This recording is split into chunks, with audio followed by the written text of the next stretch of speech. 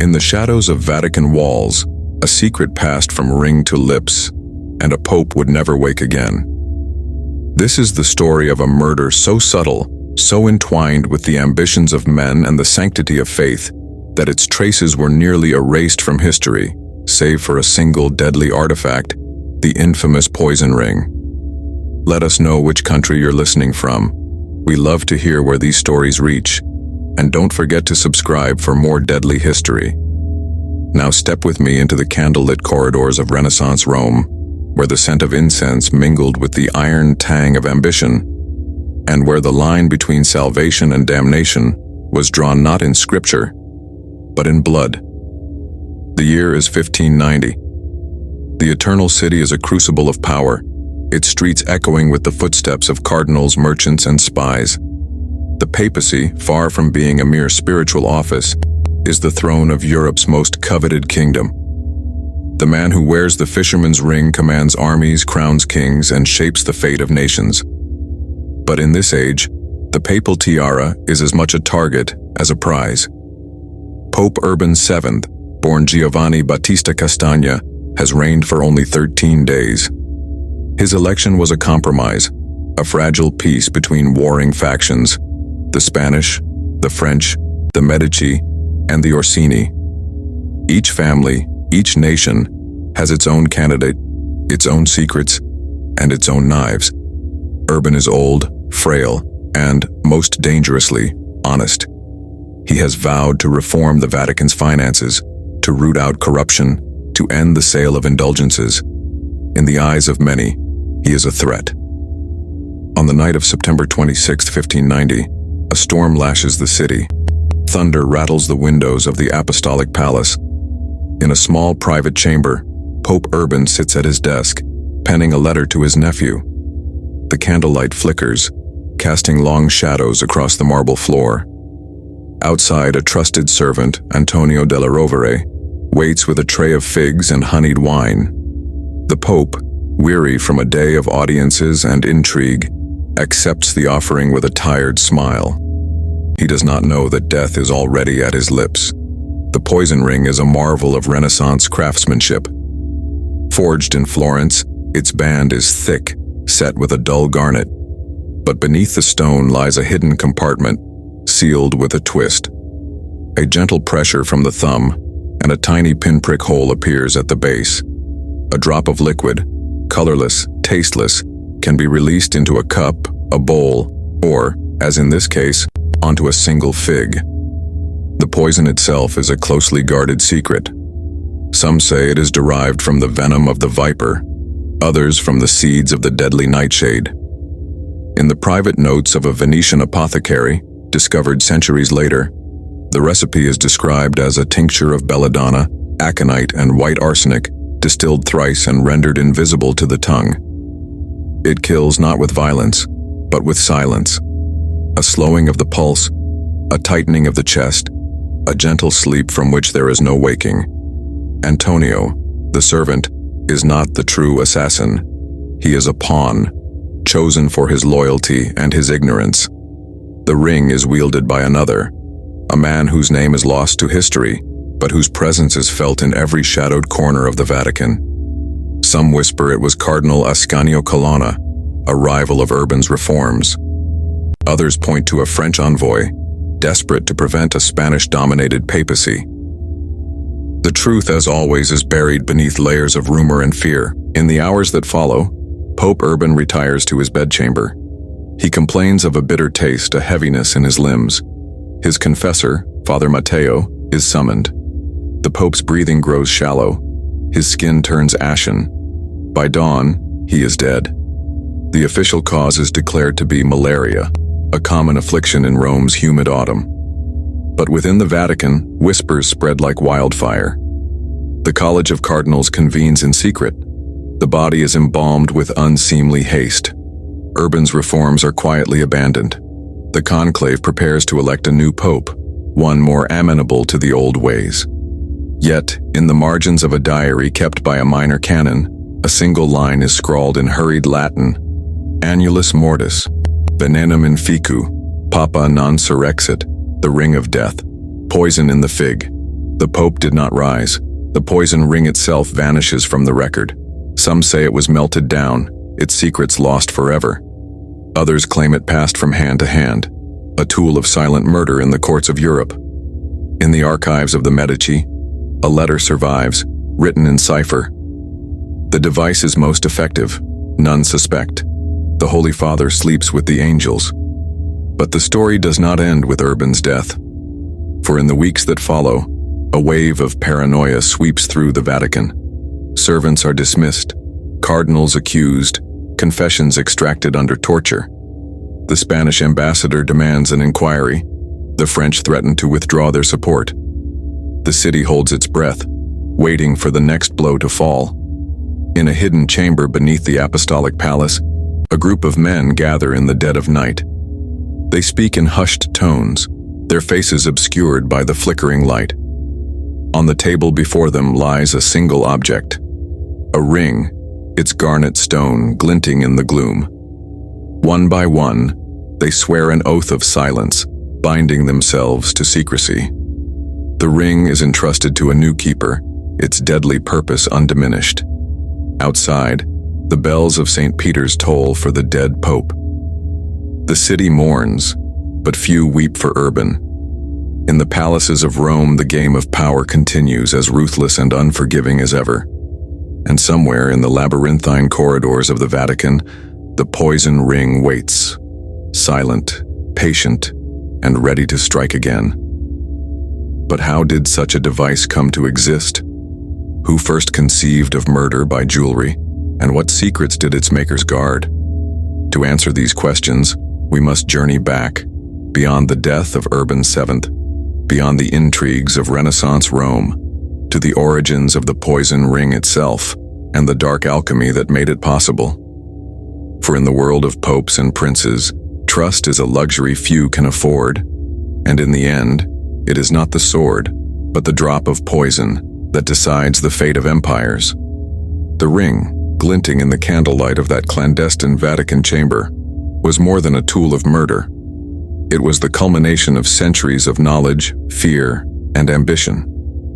To understand its power, we must trace its origins through the winding alleys of Florence, the shadowed laboratories of Venice, and the secretive guilds that flourished in the heart of Renaissance Italy. In the late 15th century, as the Medici rose to dominance in Florence, the city became a crucible for both art and intrigue. Here in the backrooms of apothecaries and the cellars of goldsmiths, the first poison rings were conceived. Their makers were men of science and secrecy, alchemists who walked the fine line between healer and assassin. Among them was Maestro Bartolomeo di Santi, a name whispered in both reverence and dread. Bartolomeo's journals, preserved in the archives of the Ospedale degli Innocenti, reveal a mind obsessed with the boundaries of life and death. In a letter dated 1487, he writes, "To command the fate of princes, one must master the art of subtlety. The blade is crude, the cup too obvious, but a ring worn upon the hand, trusted, unseen. This is the true instrument of power." His workshop, hidden behind the facade of a modest jeweler's shop, was a place of wonders and horrors. Here, gold was shaped into intricate bands, each concealing a tiny reservoir. Bartolomeo experimented with mechanisms, a spring-loaded cap, a twisting bezel, a pinprick aperture. The goal was always the same, to deliver a fatal dose with a single unnoticed gesture. But the ring was only half the equation. The other half was the poison itself. Venice, with its labyrinth of canals and its thriving trade in exotic substances, became the center of this dark science. The city's apothecaries sourced their ingredients from across the known world. Belladonna from the hills of Tuscany, aconite from the Alps, arsenic from the mines of Saxony, and rare resins from the Levant. Recipes were guarded as jealously as state secrets, passed down through coded manuscripts and whispered instructions. One such recipe, attributed to the infamous Girolamo Squarcialupi, survives in the Biblioteca Marziana. It reads, "Take the juice of the deadly nightshade, the root of the wolfsbane, and the powder of white arsenic. Mix with honey and wine, distill thrice, and store in a vessel of lead. A single drop upon the tongue brings sleep. 2. Eternal rest. The effectiveness of these poisons lay not only in their lethality, but in their subtlety. Symptoms could mimic common illnesses: fever, weakness, a gentle decline. In an age before forensic science, such deaths were easily attributed to natural causes. The perfect crime, hidden in plain sight. By the mid-16th century, the poison ring had become a symbol of both fear and fascination among Europe's elite. In the courts of France and Spain, rumors abounded of noblewomen who wore such rings to rid themselves of unwanted husbands, or of courtiers who dispatched rivals with a single handshake. The Vatican, ever a nexus of intrigue, was not immune. Letters intercepted by the papal secretaries speak of a Florentine device circulating among the cardinals. In one, a Spanish envoy warns, "Beware the hand that offers you wine, for it may bear the mark of death." Another, penned by a French bishop, describes a ring set with a garnet, beneath which lies the means to silence a man forever. It was only a matter of time before such a device found its way into the heart of the Church. The Vatican, for all its sanctity, was a place of ceaseless plotting. The College of Cardinals was divided into factions, each vying for influence, each with its own spies and informants. The election of a pope was rarely a matter of piety. It was a contest of wealth, alliances, and, when necessary, elimination. In the months leading up to Urban VII's brief reign, tensions ran high. The Spanish, led by Cardinal Madruzo, sought to maintain their grip on the papacy. The French, under Cardinal de Joyeuse, maneuvered to break it. The Medici, ever pragmatic, played both sides. In this atmosphere, trust was a rare commodity. A letter from Cardinal Madruzo to his confessor, discovered in a hidden compartment centuries later, hints at the desperation of the time. "We are beset on all sides by traitors. The Holy Father is but a man, and men are mortal. Should he fall, we must be ready to act." It was in this crucible of suspicion that the poison ring re-emerged, a relic of Florence now repurposed for the deadliest of games. The man who wielded it remains a shadow, his identity obscured by layers of misdirection. Some accounts suggest he was a member of the papal household, a trusted aide corrupted by promises of gold and power. Others claim he was an outsider, a mercenary in the employ of a foreign court. What is certain is that he moved with care, striking only when the moment was right. On the night of Urban's death, the ring passed from hand to hand. Its keeper, sworn to secrecy, delivered it to the assassin in a velvet pouch. The mechanism was primed, the poison freshly prepared. The target was chosen not for personal enmity, but for political necessity. In the aftermath, the ring vanished once more. Some say it was returned to Florence, hidden in the vaults of the Medici. Others believe it remained in Rome, a silent witness to the crimes of the powerful. But the legacy of the poison ring endured. In the years that followed, its specter haunted the Vatican. Every sudden illness, every unexpected death was met with suspicion. The line between natural and unnatural causes blurred, and the true nature of power was revealed, not in the open exercise of authority, but in the silent, unseen hand that could end a life with a single poisoned touch. As the city mourned its lost pope, the real story was whispered only in the darkest corners. The poison ring had claimed its most illustrious victim, but its work was far from done. For in the Vatican, secrets are never truly buried. They linger, waiting for the right moment to resurface, and for the next hand to slip the ring upon its finger. In the days following Pope Urban VII's sudden death, the Vatican became a hive of suspicion and whispered accusation. The city's ancient stones seemed to absorb the tension, echoing it back in every hurried footstep and furtive glance. The College of Cardinals, already fractured by rivalry, now teetered on the edge of open conflict. For if a pope could be murdered in his own bed, who among them was truly safe? The official pronouncement, malaria, was accepted in public, but behind closed doors, the cardinals demanded answers. The Spanish faction, led by the formidable Cardinal Madruzo, accused the French of foul play. The French in turn pointed to the Medici, whose influence in Florence and Rome was legendary for both its subtlety and ruthlessness. The Orsini and Colonna families, ancient enemies, seized the opportunity to settle old scores under the guise of seeking justice. In this climate, every servant was a potential spy, every gesture a possible threat. The kitchens were purged, the wine cellars sealed, and the Pope's personal physician, Dr. Giulio Santori, was interrogated for hours. He insisted that Urban's symptoms matched those of the fever that plagued Rome each autumn, but his words did little to calm the storm. It was in this atmosphere of fear that a single, unsigned letter arrived at the office of Cardinal Francesco Sforza. Written in a careful, educated hand, it read, "Your Eminence, beware the ring that bears the serpent's mark. It has passed from Florence to Rome, and now lies in the hand of one who serves not God, but gold. Trust no one. A friend in the shadows." Sforza, a man of both piety and pragmatism, recognized the warning for what it was, a sign that the conspiracy ran deeper than any had suspected. He summoned his most trusted aide, Don Matteo Ricci, and ordered a discreet investigation. Ricci, a Jesuit with a talent for languages and a reputation for discretion, began to trace the movements of the papal household in the days before Urban's death. His inquiries led him to Antonio della Rovere, the servant who had delivered the fatal figs. Antonio, terrified and confused, swore he had done nothing but follow orders. He described a man, tall, cloaked, face hidden, who had pressed a velvet pouch into his hand and instructed him to serve the Pope personally that night.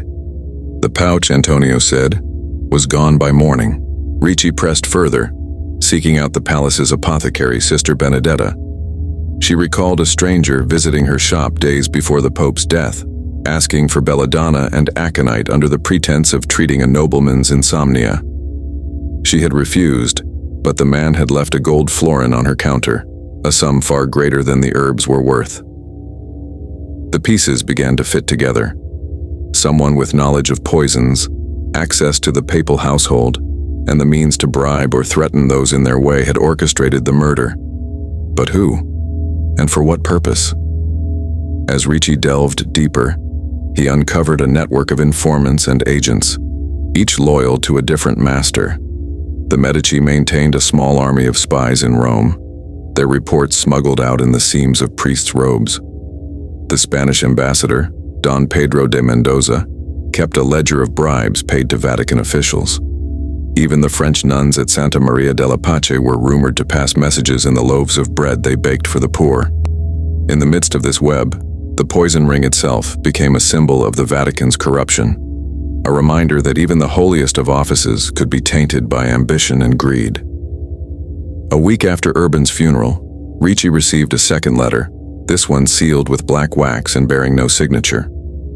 Inside was a single sentence, written in Latin, "Quis custodiet ipsos custodes?" Who watches the watchman? The message was clear. The conspiracy reached higher than anyone dared admit.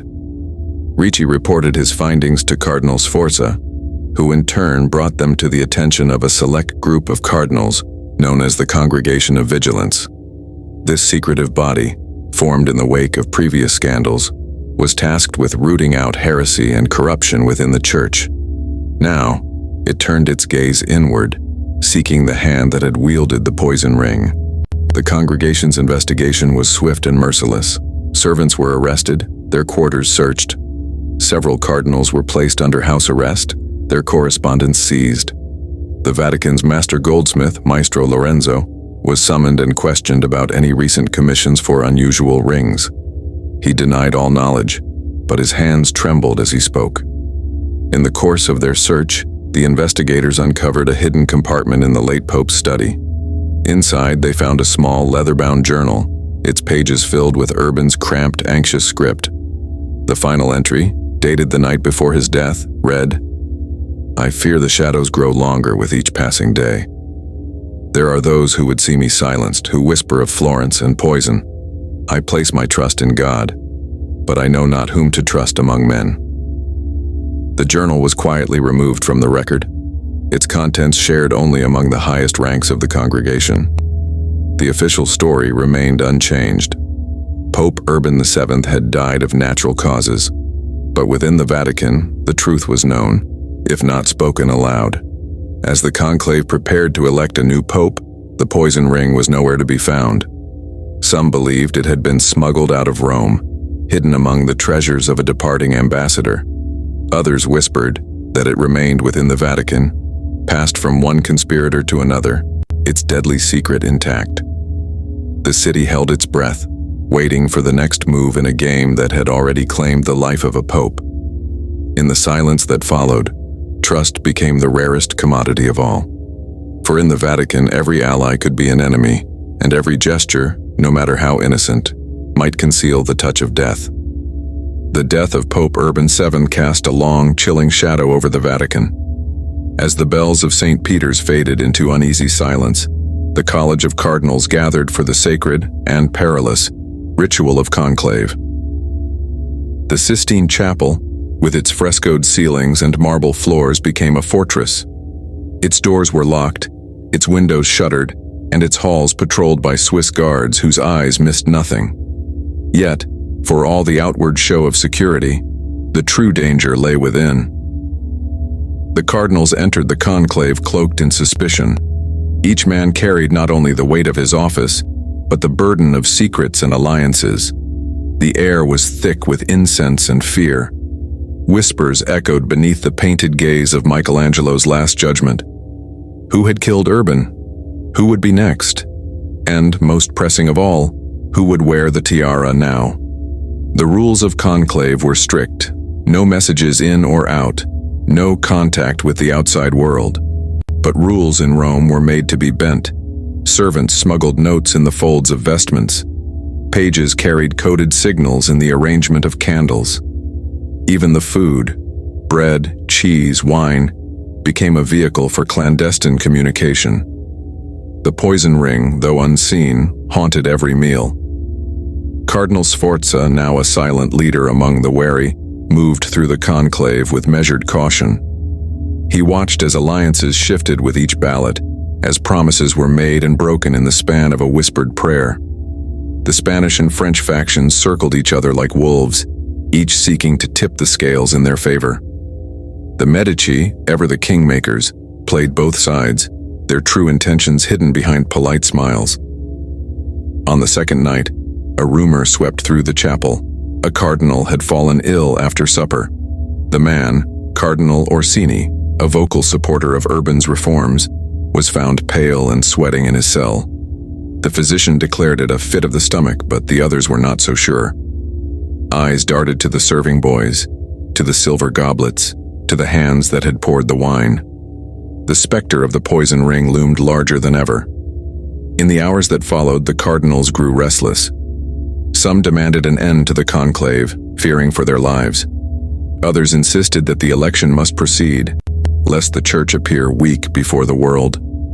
Sforza, sensing the danger, convened a secret meeting with a handful of trusted allies. Among them was Don Matteo Ricci, whose investigation had already uncovered more than most dared to know. Ricci reported that the ring had not left the Vatican. His sources, servants, guards, even a penitent nun, spoke of a shadowy figure moving through the palace at night, always just out of sight. Some described a limp, others a distinctive cough. All agreed that the man was dangerous and that he was not acting alone. The group resolved to act. They would watch the kitchens, the wine cellars, the very hands that served the cardinals. They would trust no one, not even each other. For in the Vatican, betrayal was as common as prayer. Meanwhile, the ballots continued. Names were whispered, written, burned. The smoke that rose from the chapel's chimney was black, then white, then black again. Outside, the people of Rome waited, their faith mingled with dread. They knew that the choice of pope would shape not only the church but the fate of Europe itself. On the fourth day, a breakthrough. A young page caught sneaking from the kitchens confessed under pressure. He had been paid to deliver a sealed pouch to a cardinal's servant. A gift from Florence, he claimed. The pouch, when opened, contained a ring. Not gold, but silver, set with a dull garnet. The mechanism was identical to the one described in Bartolomeo di Santi's journals. The ring was brought to Sforza and Ricci. They examined it by candlelight, noting the tiny aperture beneath the stone, the faint residue of a bitter-smelling liquid. Ricci, recalling the Venetian apothecary's recipe, recognized the scent of belladonna. The evidence was clear. The poison ring had been meant for another victim. But who had sent it? And to whom? The page, trembling, described his employer, a man with a Florentine accent dressed as a priest. He had spoken of restoring balance and removing obstacles. The page had not seen his face but remembered a signet ring bearing the Medici crest. Sforza's suspicions hardened. The Medici, masters of subtlety, had played their hand. But to what end? Did they seek to install their own candidate, or merely to prevent another reformer from ascending the throne? As the conclave dragged on, the atmosphere grew more poisonous, literally and figuratively. Meals were left untouched, wine poured out onto the floor. The cardinals prayed for deliverance but trusted only in their own vigilance. On the seventh day, a consensus began to form. The leading candidate was Cardinal Niccolò Gaddi, a man of moderate views and impeccable lineage. He was neither Spanish nor French but Florentine, acceptable to all, loyal to none. The Medici had succeeded in placing their man within reach of the papal throne, but Sforza, unwilling to see another pawn ascend, made a bold move. He confronted Gaddi in private, presenting the poison ring as evidence of the conspiracy. Gaddi, shocked and pale, denied all knowledge. He swore upon the Gospels that he had no part in the plot. Sforza, unconvinced, threatened to expose the ring to the entire conclave. The next morning, Gaddi withdrew his candidacy, citing ill health. The conclave, exhausted and fearful, turned to a compromise. Cardinal Giovanni Facchinetti, an elderly diplomat with no strong ties to any faction. He was elected Pope Innocent IX. The city rejoiced, but within the Vatican the mood was somber. The poison ring had been found, but its master remained at large. The game was not over. It had merely changed players. As Innocent IX took the throne, Sforza and Ricci redoubled their efforts. The ring was locked away in the Vatican treasury, its secrets guarded by only a handful of men. But the question lingered. How many more such rings existed? And how many more deaths would be required to keep the Church's darkest secrets buried? In the corridors of power, trust was a memory, and every shadow held the promise of betrayal. The election of Pope Innocent IX brought a fragile calm to the Vatican, but beneath the surface, the old currents of suspicion and fear still churned. The poison ring, now locked away in the treasury, was a silent testament to the dangers that lurked within the Church's own walls. Yet for every secret locked away, there was a keeper, a man whose duty it was to remember what others wished to forget. That man was Don Matteo Ricci. His investigation, sanctioned in whispers by Cardinal Sforza, had already exposed the ring's existence and hinted at the breadth of the conspiracy. Now, with the new pope installed and the Medici's ambitions momentarily checked, Ricci found himself at the center of a different kind of intrigue, the battle for the truth itself. The Vatican treasury was a fortress within a fortress. Its doors were iron, its locks intricate, its guards chosen for loyalty above all else. Yet Ricci knew that no lock was unbreakable and no secret truly safe. He visited the treasury under the pretense of inspecting the papal regalia, but his true purpose was to examine the ring once more. The artifact was smaller than he remembered, its garnet dulled by age and use. He turned it over in his gloved hands, studying the mechanism. The compartment was empty now, but a faint residue clung to the metal, a reminder of its deadly purpose. Ricci wondered how many lives had ended at the touch of this ring, how many whispered confessions had been silenced forever. He made careful notes in his private journal, recording every detail: the weight, the markings, the faint scratch on the inside of the band, perhaps a craftsman's signature or a code. He sketched the ring, noting the subtle asymmetry of the setting, the way the stone caught the light. These were clues, he believed, that might one day reveal the ring's maker, and through him, its master. But Ricci was not the only one seeking answers. In the weeks following the conclave, rumors spread that the Medici were searching for the ring, desperate to reclaim their lost weapon. The Spanish, too, had sent envoys to the Vatican, offering gold and favors in exchange for any information about the device.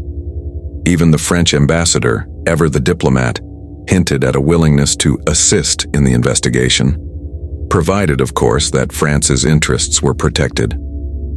Ricci moved cautiously, trusting only a handful of allies.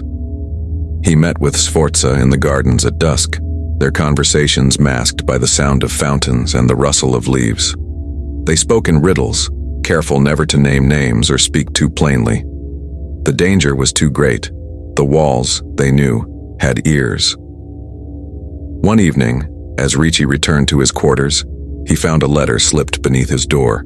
The seal was unfamiliar, a simple wax circle, unmarked. Inside, the message was brief. "You have seen the ring. You know its power. Leave it be, or you will share the fate of the Holy Father." A friend. Ricci burned the letter, but the warning lingered.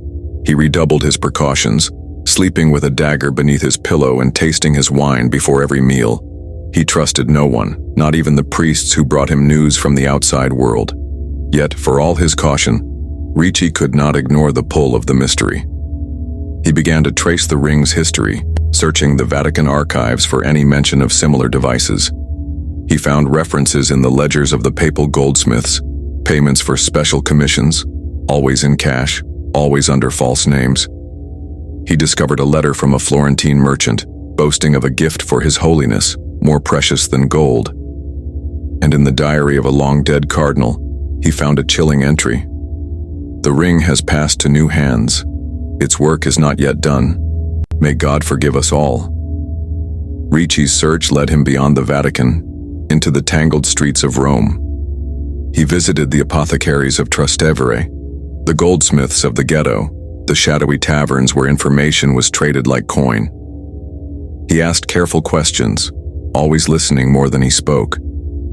In a dim workshop near the Ponte Sisto, he found an old man who remembered the ring. Maestro Lorenzo, the goldsmith once questioned by the congregation, now lived in obscurity, his hands crippled by age. Yet his mind was sharp, and his memory long. Lorenzo spoke of a commission years before, from a man who called himself Il Serpente. The man had paid in Spanish ducats and had insisted on secrecy. He had provided a design, precise, intricate, unmistakably Florentine. Lorenzo had crafted the ring, but never saw the man's face. The finished piece was delivered to a courier who vanished into the night. Ricci pressed for more, but Lorenzo could offer only fragments. A scar on the man's hand, a faint accent, a prayer whispered in Latin as he left. It was not enough to name the assassin, but it was a start. Returning to the Vatican, Ricci compiled his findings. He wrote a report for Sforza, detailing the ring's origins, its likely path through the hands of spies and courtiers, and the lingering threat it posed. He urged caution, warning that the conspiracy was not ended but merely dormant. Sforza, ever the pragmatist, agreed. The ring would remain locked away, its existence known only to a select few. The investigation would continue quietly, in the shadows. For in Rome, secrets were currency, and the deadliest secrets were those that could never be spoken aloud. Yet Ricci could not shake the feeling that he was being watched. He saw shadows move where none should be, heard footsteps echoing in empty corridors. The warning in the letter haunted him. "You know its power. Leave it be." But Ricci was a Jesuit, sworn to seek the truth no matter the cost. He resolved to follow the trail wherever it led, even if it meant risking his life or his soul. For in the Vatican, the line between faith and fear was as thin as a drop of poison. Don Matteo Ricci's resolve to pursue the truth set him on a path from which there could be no return. The Vatican, with its marble corridors and gilded chapels, was a labyrinth of secrets, and Ricci now walked its most dangerous passageways. The poison ring, locked away in the treasury, was only the beginning. The true threat lay in the men who had wielded it, and those who would kill to keep its story buried. Ricci's investigation, though careful, did not go unnoticed. The warning letter had been only the first sign. Now he found himself shadowed by unfamiliar faces.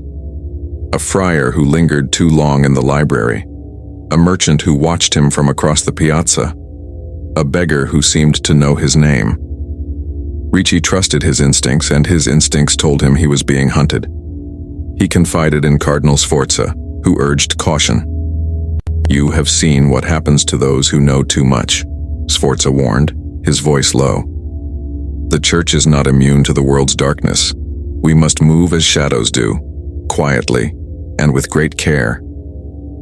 But Ricci's conscience would not allow him to stop. He returned to the archives, searching for any mention of Il Serpente, the mysterious figure who had commissioned the ring. He found a single reference in a ledger from the Medici Bank, a payment to a courier, dated the week before Urban VII's death, marked only with a serpent's sigil. The sum was large, enough to buy silence or a life. Ricci followed the trail to Florence, traveling under the guise of a pilgrimage. The city was alive with rumors. The Medici were consolidating power, their enemies vanishing or falling ill. In a tavern near the Ponte Vecchio, Ricci met a former courier who remembered the serpent-marked payment. The man, gaunt and nervous, described a meeting in a candle-lit room where a Florentine noble had handed him a velvet pouch and a warning. "Deliver this to Rome and speak of it to no one. The fate of princes depends on your silence." The courier had obeyed, but the memory haunted him. "There are things in this world," he whispered, "that even gold cannot buy back. I have seen men die for less than a word." Ricci pressed for a name, but the courier shook his head. "I value my life, Father. Some secrets are worth more than confession." Returning to Rome, Ricci found the city changed. Pope Innocent IX, already frail, had taken ill. The symptoms were familiar: fever, weakness, a slow decline. The physicians spoke of age and exhaustion, but Ricci saw the fear in their eyes. The poison ring was locked away, but its shadow lingered. Sforza summoned Ricci to a private audience. The cardinal's face was drawn, his hands trembling. "We are surrounded by enemies," he said. "The Medici, the Spanish, even our own brothers. The Holy Father is dying, and I fear he will not be the last. You must end your investigation, Matteo, for your sake, and for the Church." But Ricci could not let go. He returned to Maestro Lorenzo the goldsmith, seeking any detail that might break the silence.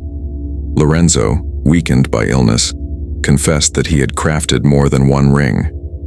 "There were others," he said, his voice barely a whisper. "For princes, for cardinals, for those who wished to rule from the shadows. Each one was different, but the purpose was always the same." Ricci asked if Lorenzo knew who had ordered the ring that killed Urban VII. The old man hesitated, then nodded. A name was spoken once in anger: Colonna. But whether it was the family or the man, I cannot say. In Rome, names are masks.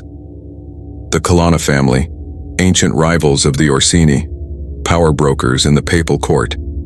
Ricci remembered the rumors that had swirled after Urban's death, that Cardinal Ascanio Colonna had opposed the Pope's reforms, that he had the means and the motive to act. But proof was elusive, and accusation without evidence was a death sentence.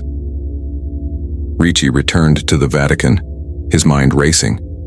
He wrote a letter to Sforza, outlining his suspicions. He included every detail: the payments, the courier, the goldsmith's confession. He sealed the letter and hid it in the false bottom of his writing desk, unsure if it would ever be safe to send. That night, Ricci was awakened by a noise outside his door. He rose, dagger in hand, and found a shadow moving in the corridor. He called out, but the figure fled. In the morning, he discovered a second letter, this one pinned to his door with a knife. The message was clear: "You have been warned. The next time it will be your blood." Ricci knew he was out of time. He met Sforza in the gardens, beneath the statue of Saint Michael. The cardinal listened in silence, then placed a hand on Ricci's shoulder. "You have done all that can be done. Now we must trust in God and in our own caution." But Ricci could not rest. He spent his days in the archives, his nights in prayer. He watched as Innocent IX faded, as the factions prepared for another conclave. The poison ring remained locked away, but its legacy was alive in every whispered threat, every sudden illness, every glance over the shoulder. In the end, Ricci understood the true price of silence. The ring was not merely a weapon, but a symbol, a reminder that in the Vatican, power was always bought with blood. The men who ruled from the shadows would stop at nothing to protect their secrets, and those who sought the truth would pay with their lives. As the bells tolled for another dying pope, Ricci knelt in the darkness, his faith tested as never before. He prayed not for justice, but for the strength to endure. For in Rome, the truth was a poison more deadly than any ring. The bells of St. Peter's tolled once more, their mournful peal echoing through the city as Pope Innocent IX slipped from life into legend. The Vatican, shrouded in black, prepared for yet another conclave. But beneath the rituals of mourning, the old fears returned with new urgency. The poison ring, though locked away, had become a symbol of the Church's vulnerability, a silent threat that could not be exorcised by prayer or pageantry. Don Matteo Ricci, weary and haunted, moved through the corridors like a ghost. He had seen too much, learned too many names, and now he felt the weight of every secret pressing down upon him. The warning letters, the shadow at his door, the confessions of dying men, all pointed to a truth too dangerous to speak aloud. Yet Ricci could not abandon his search. He was driven by a sense of duty, and by the knowledge that the poison ring was only one weapon among many. The city outside the Vatican walls was restless. Rome's noble families, Colonna, Orsini, Medici, watched the papal palace with hungry eyes. Each sought to place their own man upon the throne of St. Peter, and each was willing to use any means necessary. Ricci heard rumors of bribes, threats, and even more subtle forms of persuasion. The poison ring, it seemed, had inspired imitators. In the days before the conclave, Ricci received a summons from Cardinal Sforza. The meeting took place in a small chapel far from prying eyes. Sforza's face was drawn, his voice barely above a whisper. "We are surrounded by enemies, Matteo. The Medici have sent new envoys. The Colonna are gathering their allies. Even the French have begun to meddle. I fear the next pope will be chosen not by the Holy Spirit, but by the sharpest dagger." Ricci nodded, his thoughts heavy. "The ring is still in the treasury. But I have learned there are others, perhaps many others.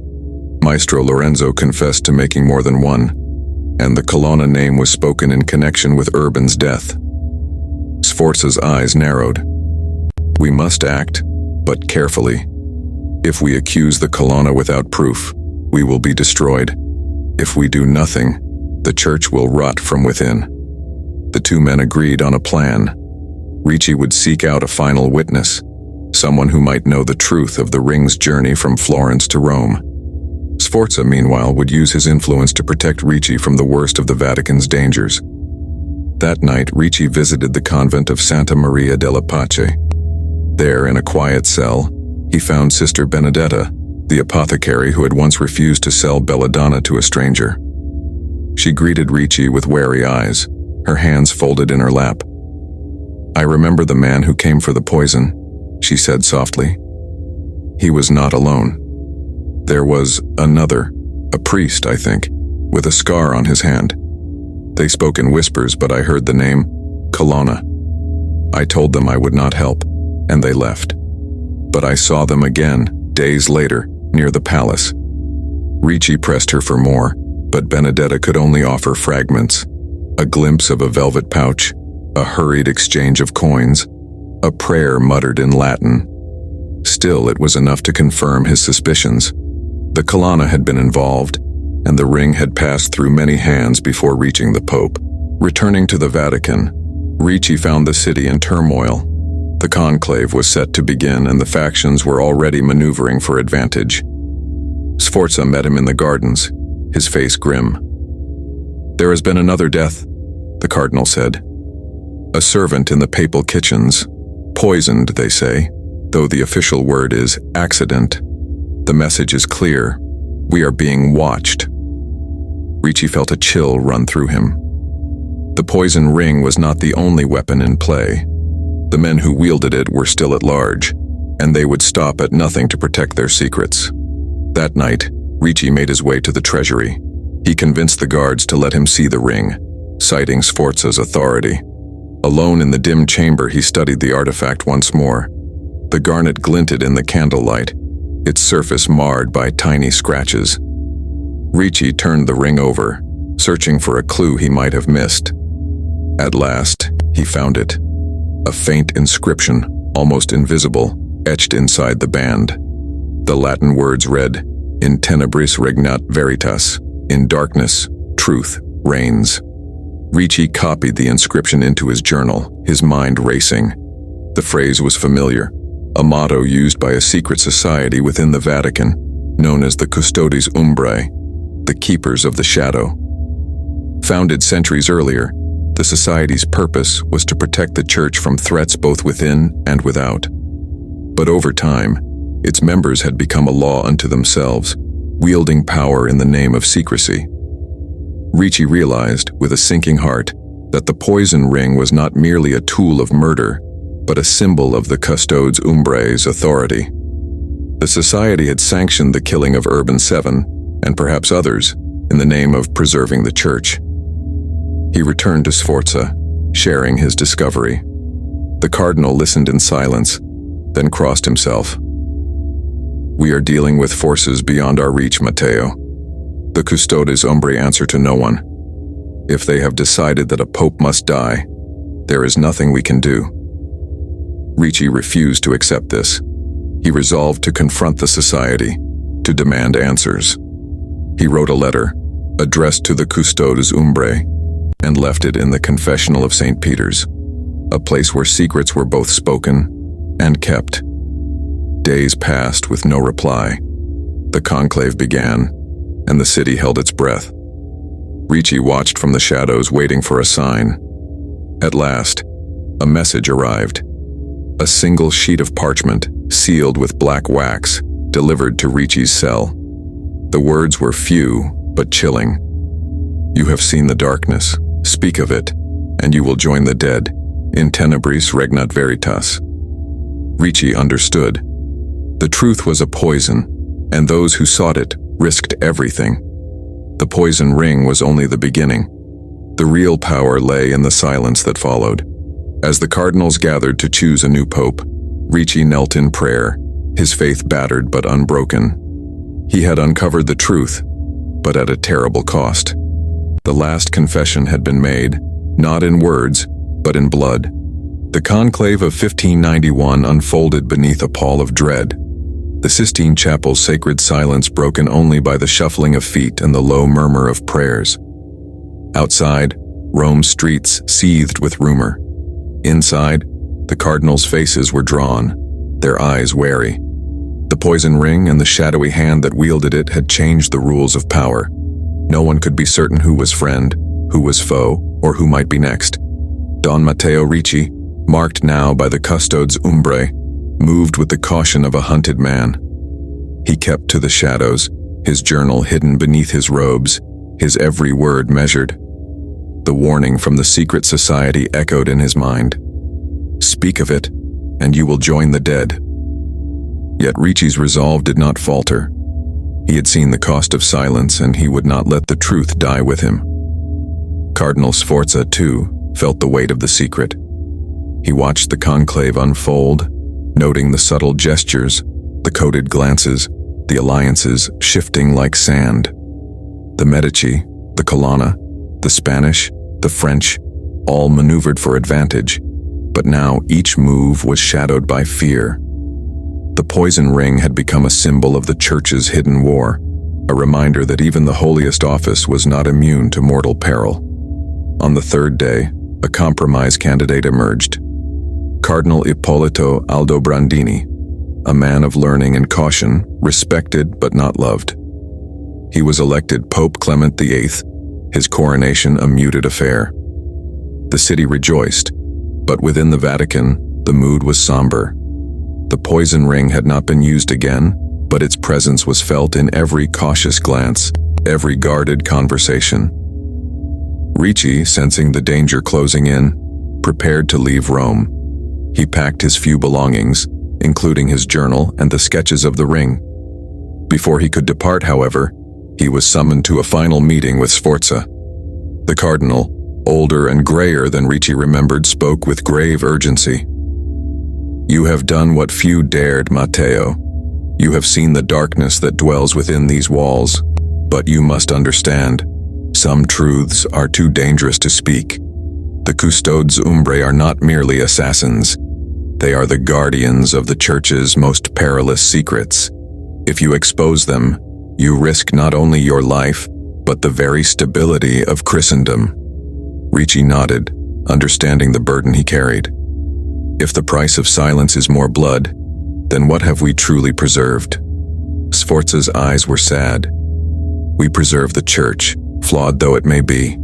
We preserve hope, even if it is built on shadows. That night, Ricci made his way to the Vatican treasury one last time. The guards, recognizing him, allowed him entry. He stood before the locked chest that held the poison ring, the artifact at the heart of so much death and fear. He considered destroying it, casting it into the Tiber, melting it down, erasing its existence. But he knew that the ring was only a symbol. The true danger lay in the hearts of men. Instead, Ricci left a note inside the chest written in careful Latin. "Let this ring serve as a warning. Power bought with blood will always demand more. In tenebris, regnat veritas." He sealed the chest and departed, his conscience heavy but his purpose clear. Ricci left Rome before dawn, traveling north under an assumed name. He found refuge in a Jesuit house in Bologna, where he devoted himself to scholarship and prayer. He never spoke of the poison ring again, but his journal survived, hidden among his papers. In its pages, the story of Urban VII's death, the conspiracy of the Custodes Umbrae, and the legacy of the poison ring were preserved for those who might one day seek the truth. Cardinal Sforza, for his part, remained in Rome. He rose to greater heights within the Curia, his influence growing even as his trust in his fellow men diminished. He kept Ricci's secrets, guarding them as fiercely as any relic. In his own journal, he wrote, "The Church endures, not because it is pure, but because it survives. May God forgive us for what we do in His name." The poison ring itself faded into legend.